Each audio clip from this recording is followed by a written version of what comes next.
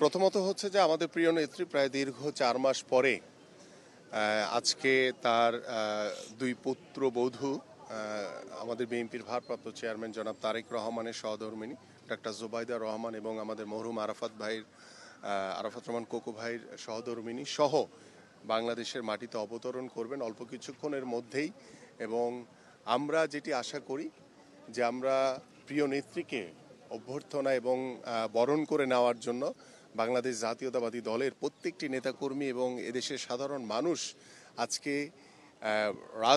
রাস্তায় এসে যেভাবে ফুটপাতে দাঁড়িয়ে অভ্যর্থনা জানাবেন, সেই যে বাঁধভাঙা জোয়ার সেটি আমরা অল্প কিছুক্ষণের মধ্যেই আসলে সকলের যে অলরেডি উপস্থিত হতে শুরু করেছে এই সকলেই, তো সেটি আটকানোর মতো ক্ষমতা আমাদের কারো কাছে নেই। বাট আমি যে বিষয়টি বলতে চাই যে আমরা চাই যে আমাদের প্রিয় নেত্রীকে বরণ করে নেওয়ার জন্য আমাদের দলীয় যে সিদ্ধান্ত দেওয়া হয়েছে যে আমরা সুশৃঙ্খলভাবে ফুটপাতে দাঁড়িয়ে আমাদের জাতীয় পতাকা, দলীয় পতাকা আমরা হাত নাড়িয়ে এবং আমাদের দলীয় যে যার যার ইউনিটের যে ব্যানার রয়েছে সেই ব্যানার দিয়ে আমরা আমাদের প্রিয় নেত্রীকে অভ্যর্থনা জানাবো।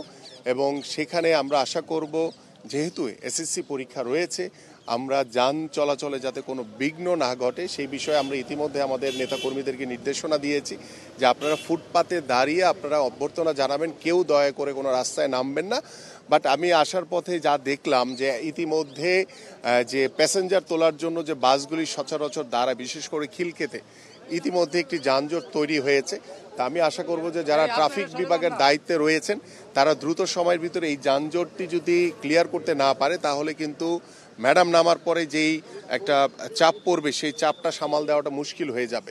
সো দ্যাট আমার কাছে মনে হয় যে আমরা ম্যাডামের যে বাসভবন ফিরোজাপদ পর্যন্ত পৌঁছানোর জন্য আমাদের সকল নেতাকর্মীরা রাস্তার দুপাশে দাঁড়িয়ে আমাদের প্রিয় নেত্রীকে অভ্যর্থনা জানাবে।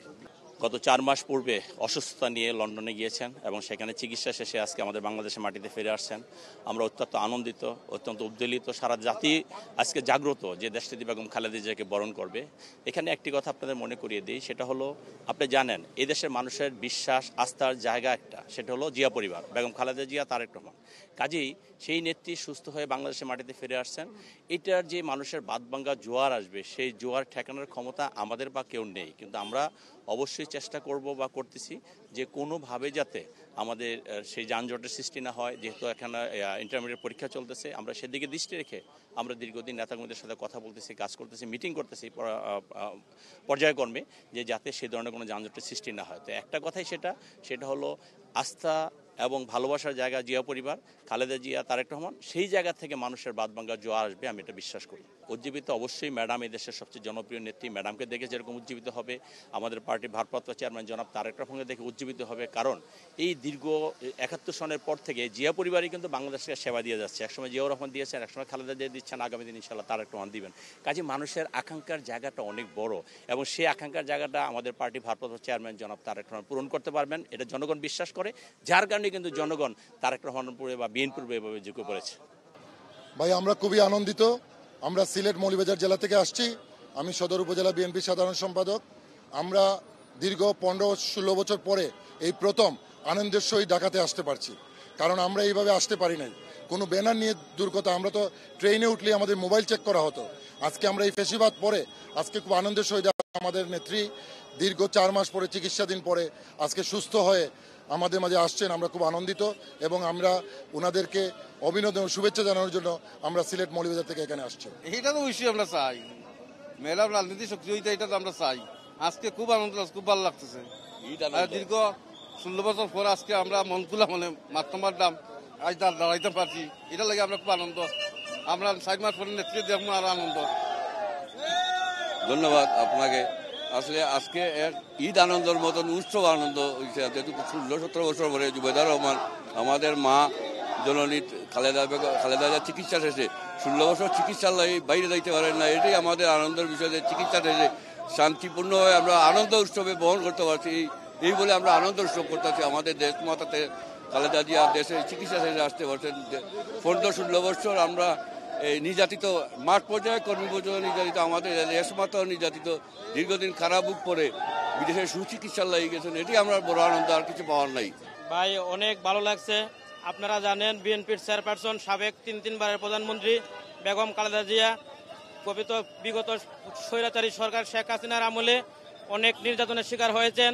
তিনি ভুয়া একটি মিথ্যা মামলায় বারংবার কারাবরণ করেছেন। তাকে চিকিৎসার জন্য বিএনপির নেতৃবৃন্দ সারা বছর আন্দোলন করলেও শেখ হাসিনা সরকার মানবিকতার এবং উদারতার পরিচয় দিতে ব্যর্থ হয়েছেন। তিনি বিগত 5ই আগস্ট ছাত্র জনতার এক বিপ্লবের মধ্য দিয়ে পতন হয়েছে। তার পরবর্তীতে দেশনেত্রী বেগম খালেদা জিয়া চিকিৎসার জন্য বিদেশে লন্ডনে যান। সেখানে 4 মাস চিকিৎসার পরে এখন তিনি বাংলাদেশে আসছেন।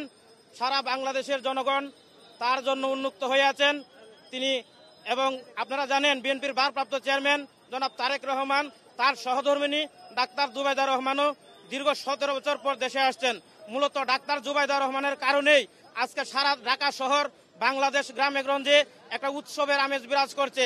ডাক্তার জুবাইদা রহমানকেও খুনি হাসিনা সরকার মিথ্যা একটি মামলা দিয়ে 3 বছরের কারাবাস করেছিল। তিনি আজ সেই মামলার এখন মাথায় নিয়ে আজকে বাংলাদেশের রাজধানী এয়ারপোর্টে অবতরণ করবেন। আপনারা সকলেই দেশনেত্রী বেগম খালেদা জিয়া, আগামীর রাষ্ট্রনায়ক জনাব তারুণ্যের অহংকার জনাব তারেক রহমানের সহধর্মিণী ডাক্তার জুবাইদা রহমানের জন্য সকলেই দোয়া করবেন। দেশবাসী সকলেই দোয়া করবেন। আপনাদের প্রিয় নেত্রী ইতিমধ্যেই আসবেন বাংলাদেশে। এই বলে আমি আমার বক্তব্য শেষ করছি। কেমন লাগছে মানে মুক্ত বাতাসে দেশনেত্রী বেগম খালেদা জিয়া নিজ গৃহে ফিরে আসছেন, এর চেয়ে বড় আনন্দ আর আমাদের জন্য কি হতে পারে। আমরা সবাই আজকে আমাদের নেত্রীকে শ্রদ্ধা জানানোর জন্য সারা বাংলাদেশ থেকে লক্ষ লক্ষ মানুষ আমরা ঢাকার উদ্দেশ্যে রওনা হয়েছিলাম। আল্লাহর অশেষ মেহরবানিতে বাধাহীনভাবে আমরা ঢাকা পৌঁছতে পেরেছি। এখন শেষ মুহূর্তে আমরা নেত্রীকে একদম বাসা পর্যন্ত এগিয়ে দিয়ে আসবো ইনশাল্লাহ।